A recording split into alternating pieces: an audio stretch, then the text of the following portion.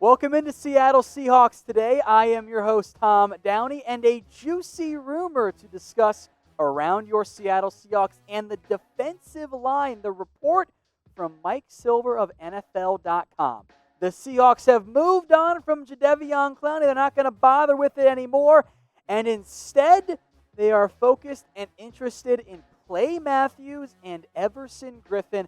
Look, the pass rush remains an area of concern for the Seattle Seahawks. That is something we have discussed multiple times and will continue to discuss on the show.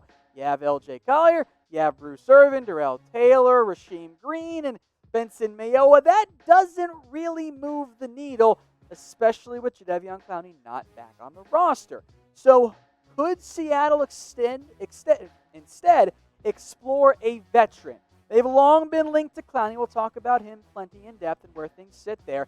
Everson Griffen also makes some sense with, and Clay Matthews as well, having some familiarity with head coach Pete Carroll. And both of those guys, by the way, actually had more sacks last year than Clowney did. So Seattle, they need a pass rusher, right? And these are, I think by a pretty significant margin, the three best veteran options currently available on the free agent market for a Seahawks team fully committed and willing to go all in on this year. They traded for Jamal Adams. Russell Wilson is now on the wrong side of the but still is an elite quarterback.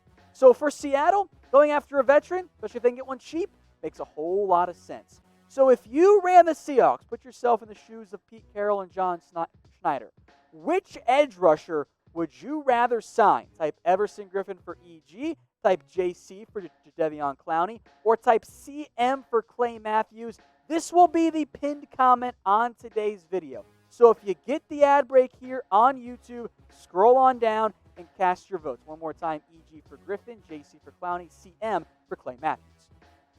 We'll start with Clowney here, someone we have discussed a lot. Now, the report was a little interesting, and it was almost of an assumed disinterest from the Seahawks and Clowney.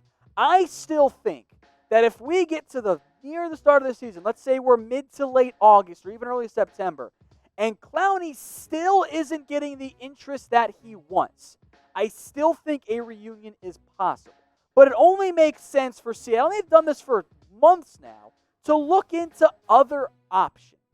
Because Clowney, coming off the injury, clearly has wildly overestimated his market. Originally, wanted $20 million. The Browns may have offered above 15. Seattle's offer in free agency was around $15 million per year. But even if they were to revisit, they would not pay him that much right now. They don't think they have the funds. It's not how they want to spend their money that's available. So as a result, they've looked into other options like Griffen and Matthews, who we'll get to in just a second.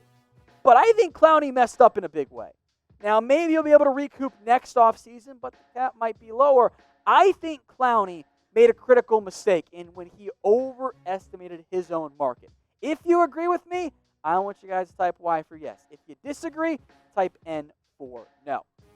Now, there are some new Seahawks face masks available, the new single ones with the neck gaiter. I like that one. It's just more comfortable for me. They've got 4-packs as well. A ton of variety is available. Chatsports.com/Seahawks mask. That'll take you right to the Fanatic sale page. You can order them right now. Get them in with plenty of time before it really gets cold up in Seattle if you want that neck gaiter one. It's chatsports.com/Seahawks mask. I will put that link in the comments and in the description. Make your lives easier. That way all I have to do is click and go shop. All right, over to Everson Griffen now, who has also been, for a pretty good amount of time, linked to the Seattle Seahawks. And I think from a money perspective, he should be cheaper than Clowney. And purely from the sack perspective, well, he's better than Clowney was last year, 8 sacks. Now, he missed some time in 2018. I wouldn't anticipate getting a 13-sack season out of Griffen like he had back in 2017. But historically speaking, even for an older veteran, he'll get you 8 sacks. Looking at the Seahawks defensive line depth chart, Bruce Irvin might be able to get you that, but the rest of the options, I don't have great confidence in that. So a veteran option who knows Pete Carroll would provide a major boost and wouldn't be detrimental necessarily to the long-term development of guys like Darrell Taylor or L.J. Collier or Rasheem Green. He'd be a 1 year and then you let him leave player. He'd be a mercenary, if you will. I think that makes sense for Seattle, especially if he's cheaper than what Clowney and his exorbitant asking price, if that doesn't drop in the near future. Now, Seahawks fans, I want to congratulate you. You have brought it like nobody else has in Chat Sports history. This channel, youtube.com/SeahawksTV, is the fastest growing Chat Sports channel in history by a wide margin. But if you want more videos, you want to become a true full-time every single day channel here, you got to subscribe. Tell a friend while you're doing it. So if you haven't already, hit that big red button and subscribe today. Now, over the past 4 seasons, the pass rush in terms of production and sacks, which, as I've said before, maybe isn't the best way to evaluate, but it's a way to evaluate. It favors Everson Griffen. As a run stopper, Clowney is better. And I think in terms of where those guys line up, maybe Clowney fits a little better because, he knows the defense. And I think, and I didn't mention this earlier, and I meant to, and it's my fault for not doing it, so I'll do it now. The familiarity that Clowney has with that defensive scheme, I think would work in his favor. But there is familiarity with Matthews and Everson Griffen, too. Now, Matthews this past year was an outside linebacker for the LA Rams. It's a 3-4 defense, a stand-up edge guy. For Seattle, he'd probably play that classic Leo role, which is almost that hybrid. It's the Bruce Irvin role that he played for so long, where he's going to be a pass rusher, but he might stand up sometimes. It's okay that he's lighter because you're not asking him to set the edge as a defensive end in the same way that you at times ask Clowney to do that. Now, he had a bit of a bounce-back season. Talent-wise, though, with where they're at in their NFL careers, Matthews is the lesser of these 3. I don't think you're going to get 8 sacks, but if you can get 5, well, that carries some value right there. As a situational pass rusher, well, that carries some value there, too. What if you did this? What if you brought in Clay Matthews, and on obvious passing downs, you shift L.J. Collier inside the defensive tackle, pair him with Jaron Reed.